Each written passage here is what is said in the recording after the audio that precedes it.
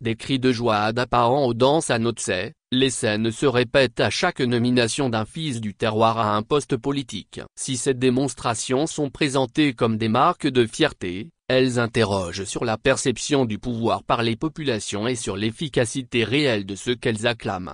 À la suite de l'élection de Barry Moussa Barké à la présidence du Sénat, le 2 avril 2025, les populations de Kpandjal et de Tone ont manifesté leur joie, comme pour saluer la consécration d'un des leurs. 6 mois plus tard, la scène se reproduit à Notsé ce jeudi, dans le Hao, après l'élection de Selom Klassou à la présidence de l'Assemblée nationale. Il y a quelques jours à Bambouaka, les habitants étaient descendus dans les rues lorsque le général Yark Damuam avait été repêché in extremis dans le gouvernement. À Atakpamé en 2023, c'est une messe d'action de grâce qui avait été organisée pour célébrer la nomination de Yava Kouigan au ministère de la Communication. Ces manifestations, devenues récurrentes, semblent traduire une relation particulière entre le pouvoir politique et les populations, où la promotion individuelle est perçue pour certains comme une victoire collective. Dans de nombreuses régions du Togo, la réussite d'un natif est interprétée comme le reflet d'une reconnaissance nationale de la communauté. Ce réflexe communautaire, profondément ancré, s'explique par un besoin de visibilité dans un contexte où certaines localités se sentent marginalisées. Mais cette forme de fierté, souvent spontanée, contraste avec les conditions de vie précaires malgré la présence de cadres influents issus de ces régions. À Daparan, le collège d'enseignement général de Tantigou, quartier natal du président du Sénat, ne dispose que d'une 60aine de tables-bancs pour plus de 500 élèves. À Notsé, les images du Ségville montrent des bâtiments délabrés et des salles de classe partiellement ouvertes. Cependant, on arrive à manipuler quelques ignorants et affamés pour jubiler lors des nominations. Selon plusieurs observateurs, ces démonstrations populaires ne sont pas toujours le fruit d'une joie spontanée. Elles sont souvent encouragées ou encadrées par des acteurs politiques locaux soucieux de montrer leur loyauté ou de bénéficier d'une visibilité auprès du pouvoir central. Le cas de Daparan par exemple était l'œuvre de Tojeté, une association proche du pouvoir dont le promoteur a réussi à se tailler une place de conseiller du président de la République.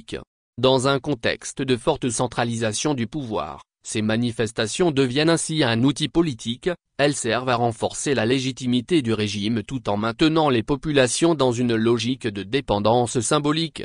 Malheureusement, ce mécanisme détourne l'attention des problèmes structurels tels que le chômage, la dégradation des infrastructures scolaires, l'accès limité aux soins qui touchent pourtant la majorité de ces communautés. Ces scènes de liesse sont aussi la manifestation de l'absence de culture politique. Beaucoup de citoyens associent la présence d'un fils du terroir au sein du gouvernement à un espoir de développement local, sans pour autant évaluer les réalisations concrètes. Or, dans la plupart des cas, la nomination d'un responsable originaire d'une région donnée ne se traduit pas par une amélioration significative des conditions de vie des habitants. Les politiques publiques, centralisées et uniformes, laissent peu de marge d'action aux ministres ou élus pour intervenir directement en faveur de leur localité d'origine. Si la célébration d'un succès individuel n'est pas en soi condamnable, sa récurrence dans un contexte de pauvreté persistante interroge sur la maturité politique du pays. La reconnaissance populaire devrait s'accompagner d'exigences claires, la mise en œuvre de politiques concrètes, la transparence dans la gestion publique et l'amélioration tangible du cadre de vie. Au-delà des drapeaux et des tambours, l'enjeu est de transformer la fierté régionale en conscience citoyenne. La véritable victoire ne réside pas dans la nomination d'un individu, mais dans la capacité d'une communauté à exiger des résultats et à participer activement à son propre développement.